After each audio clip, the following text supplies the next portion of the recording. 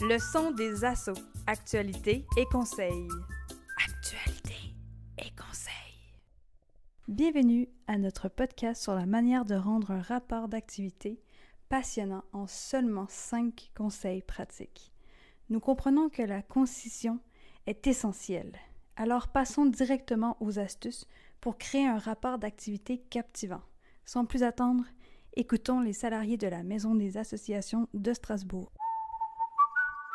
Chères associations, il est important de définir l'objectif et le public cible de votre rapport d'activité. Avant toute chose, demandez-vous qui va lire ce rapport? Quels sont les principaux messages que vous souhaitez transmettre? À quoi vous servira ce document? Priorisez une accroche engageante sur votre première page. Essayez autant que possible de susciter l'intérêt de vos lecteurs et résumez l'essentiel de ce que vous avez accompli pendant l'année. Chères associations, pour un rapport d'activité plus accessible, privilégiez des éléments visuels marquants. Utilisez des visuels pour rendre vos réalisations plus évidentes. Les images, les graphiques et les infographies sont des moyens puissants pour illustrer vos réussites de manière concise et plus parlante. Ce sera également beaucoup plus attractif.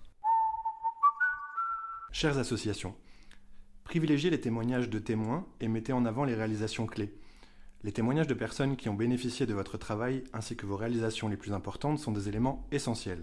Partagez quelques histoires et anecdotes inspirantes qui illustrent l'impact concret de votre association. Chères associations, l'heure est solennelle. Il est essentiel pour votre crédibilité de maintenir la transparence concernant les défis que vous rencontrez. Et oui, n'ayez pas peur de reconnaître les défis auxquels vous avez été confrontés. Parlez brièvement des obstacles que vous avez rencontrés et expliquez comment vous les avez relevés. Montrez que vous avez tiré des leçons de ces expériences.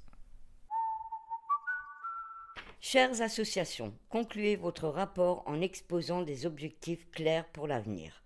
Concluez votre rapport d'activité en exposant brièvement vos objectifs futurs en expliquant comment votre association continuera à apporter un impact positif.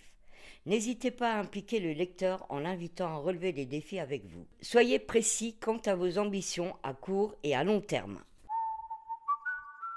En conclusion, en appliquant ces pratiques, vous pouvez créer un rapport d'activité qui capte l'attention de vos lecteurs tout en restant concis.